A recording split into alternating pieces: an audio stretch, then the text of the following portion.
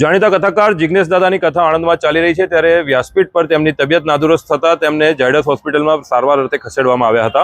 મહત્વનું છે કે ઝાયડસ હોસ્પિટલમાં ઉપસ્થિત ડોક્ટરો દ્વારા તેમને તાત્કાલિક જે જરૂરી સારવાર હતી તે તમામ આપી દેવામાં આવી હતી અને તેમના રિપોર્ટ કરીને એક તારણ આપવામાં આવ્યું છે કે તેમને ડિહાઇડ્રેશનની અસર થવાના કારણે કદાચ તેમનું બ્લડ પ્રેશર જે છે તે નોર્મલ ન રહેતા તેમને આ તકલીફ ઊભી થઈ હોવાનું પ્રાથમિક કારણ તેમના દ્વારા આપવામાં આવ્યું છે। હાલ તમામ રિપોર્ટો કરી દેવામાં આવ્યા છે તેમના અને તેમને હોસ્પિટલમાંથી ડિસ્ચાર્જ પણ આપી દેવામાં આવ્યો છે।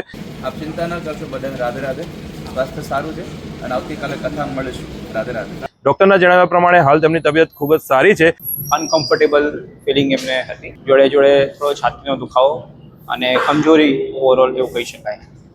એમના ડિટેલ્સ આપણે જે હિસ્ટ્રી લીધી એનાથી જાણ્યું કે કદાચ ડિહાઇડ્રેશન, ખાવા પીવામાં અનિયમિતતા, એમનું જે કાર્યશૈલી હોય જેમાં એમને વધારે શ્રમ કરવો પડ્યો હોય, જોડે જોડે ગરમીની ઋતુનો પણ પ્રભાવ કહી શકાય। એના લીધે એમને થોડીક કમજોરી, થોડોક દુખાવો અને એક ટાઈપની અનકમ્ફર્ટેબલ ફિલિંગ એમને આવી હતી। એટલે એમનું નિદાન કરવા માટે આપણે લોહીના રિપોર્ટ, ઇસીજી અને ઇવન સ્પેશિયાલિસ્ટ કાર્ડિયોલોજીસ્ટ સાહેબની સલાહ એ બધું આપણે લઈને રાખ્યું હતું।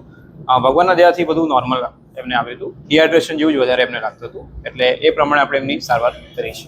એમના જે રિપોર્ટ આવ્યા છે એ બધા સારા છે, નોર્મલ છે। એમને જે આપણે ટ્રીટમેન્ટ આપી એના પછી એમનું ઓવરઓલ રિસ્પોન્સ પણ સારો છે। એમને આપણે પૂછ્યું તો એ પણ સંતોષ હતા જે ટ્રીટમેન્ટ મળી એનાથી અને કમ્ફર્ટેબલ હતા, એટલે પછી આપણે એમને ડિસ્ચાર્જ કરી રહ્યા છીએ।